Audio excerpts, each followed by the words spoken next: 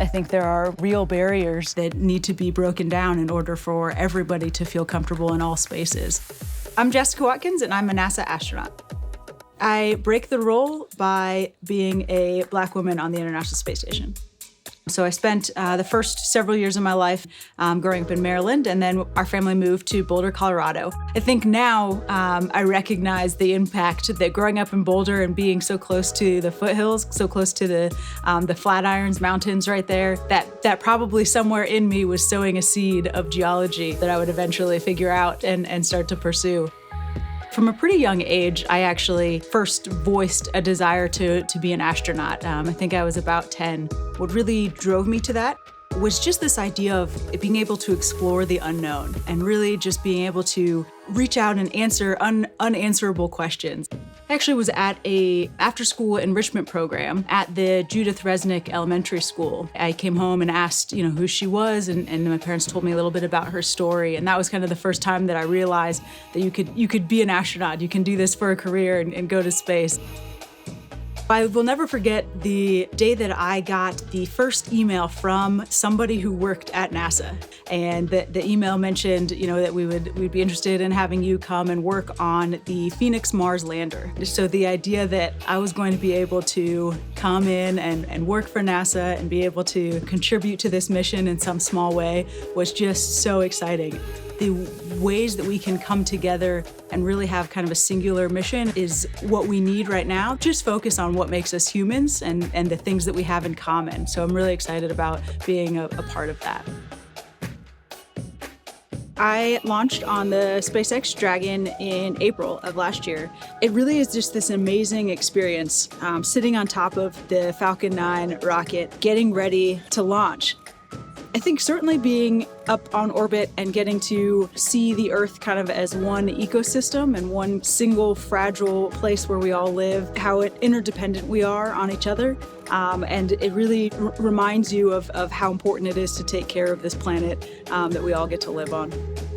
Yeah, it was definitely a privilege and an honor to be able to be the first African-American woman to do a long-duration stay on the International Space Station. And, I think it is just a true testimony to those who have come before me and laid the foundation and framework to allow me to be here in this spot at this time, as well as an indication and a nod towards the future and how exciting and diverse the future is that we have ahead of us. And so to be able to be just a small part of that legacy is really meaningful to me.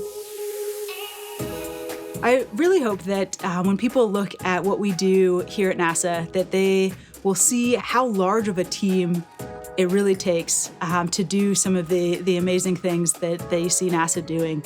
Just from early on working on the Curiosity Mars rover. Every day, a team of 400 scientists getting in a room, different disciplines, different goals in mind, all deciding where to explore, where to send the rover the next day, and then integrating that with a whole team of engineers. It is easy for us to see all the ways that we are different and the ways that we are divided. But in reality, that type of teamwork on a daily basis is really what makes NASA great and what really sets us apart and allows us to do the amazing things that we're able to accomplish. Something that I'm really excited about is getting to be a part of the Artemis program. So going back to the moon here in the next few years and kind of building on what we did with Apollo and being able to add puzzle pieces of understanding about the moon, and as a result of that, being able to understand more about the solar system and Earth. It's just going to be a really important and an inspiring endeavor for humanity. Being able to see yourself in roles where people who look like you or come from backgrounds like you are able to step into it and do so successfully. I think that is, at least in my experience, has allowed me to see myself taking those steps forward and even those steps then beyond. I think it is true that we cannot be what we cannot see. Without those examples, we cannot see ourselves in these positions or places that we desire to be in. It makes it very difficult for us to set those as dreams. Having the dream is one thing, but the more that we can provide that representation, I think that just allows a pathway for others to follow behind and then eventually to lead.